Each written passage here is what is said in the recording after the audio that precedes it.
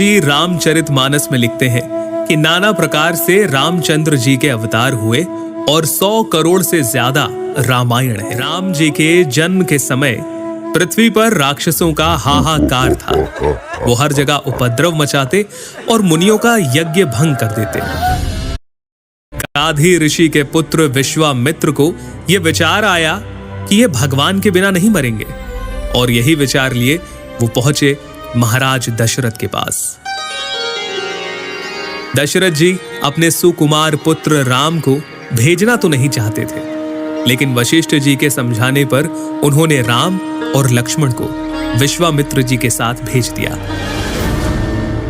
विश्वामित्र जी के साथ राम जी ने ताड़का का वध किया, मारीच और सुबाहु को मार भगाया, अहिल्या का उद्धार किया और पहुंचे जनकपुरी में, जहां पूरी नगरी रघुकुल शिरोमणि रामचंद्र को देखने के लिए उत्सुक थी।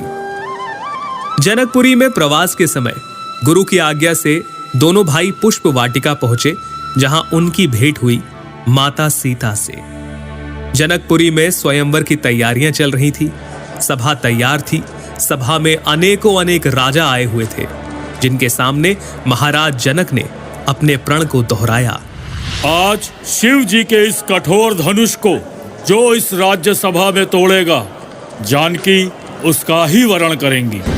जब 10,000 राजा एक साथ मिलकर धनुष को तोड़ना तो दूर हिला तक नहीं पाए, तब जनक जी निराशा से बोले, मैंने जान लिया पृथ्वी वीरों से खाली हो गई है। जनक जी के इस प्रकार के वचनों से लक्ष्मण जी तमतमा उठे। उनकी भौहें टेढ़ी हो गई, उनके नेत्र क्रोध से लाल हो गए। भैया, आपकी आज्ञा पाऊं तो ब्रह्मांड को गेंद की तरह उठा लूं, सुमेरु पर्वत को मूली की तरह तोड़ दूं, फिर ये धनुष क्या चीज है। तब विश्वामित्र की आज्ञा पर भगवान श्री राम धनुष की ओर बढ़ चले। धनुष के समीप पहुंचकर उन्होंने मन ही मन गुरुओं को, अपने पितरों को और भगवान शिव को प्रणाम करते हुए फुर्ती से धनुष को लिया, चढ़ाया और तोड़ दिया। धनुष के टूटने पर परशुराम जी आते हैं। लक्ष्मण परशुराम संवाद होता है, जिसके बाद राम जी और लक्ष्मण जी का संवाद होता है, और इस प्रकार सीता स्वयंवर और बाल कांड संपन्न होता है। आगे हम अयोध्या कांड के बारे में सुनेंगे।